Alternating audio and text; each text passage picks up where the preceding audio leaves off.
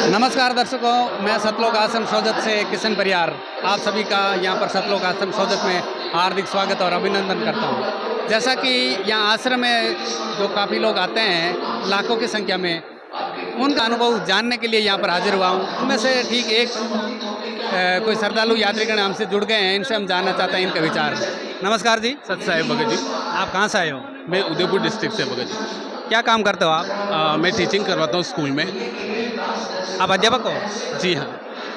तो आप अध्यापक होने के नाते हमें ये बताइए कि जो लोग ऐसे जिनकी सोच होती है कि हमने पैसा प्राप्त कर लिया, घोड़ा है, गाड़ी है, नौकरी प्राप्त कर ली और हमें कोई बाबा के पास जाने की ज़रूरत नहीं है, भगवान नहीं है और नहीं किसी ने देखा, तो आप उनको क्या कहना चाहते हो?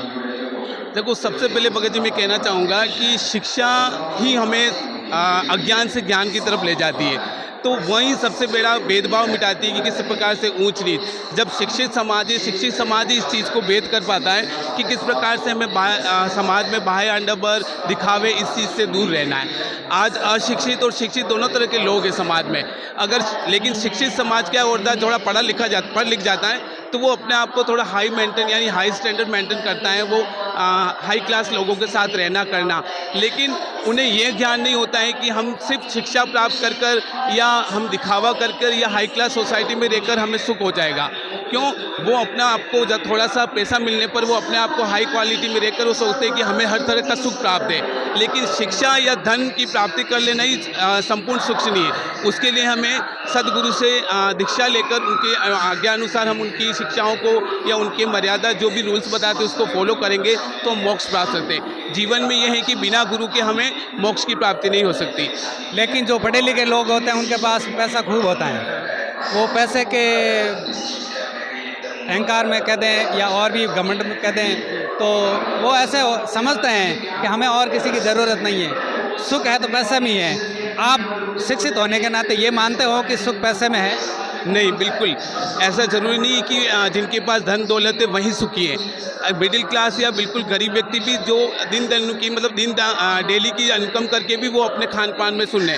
लेकिन सबसे बड़ी बात याद ये है कि मानव जीवन का मुख्य उद्देश्य क्या है? मानव जीवन का मुख्य उद्देश्य है मोक्ष प्राप्त करना, और मोक्ष की प्राप्ति तभी हो सकती है जब हमें सब पूर्ण गुरु मिला है। लेकिन जो ऐसे लोग हैं जो थोड़ा शिक्षित होने पर जिनके पास पैसा है वो मानते हैं कि हमें संपूर्ण सुख प्राप्त है।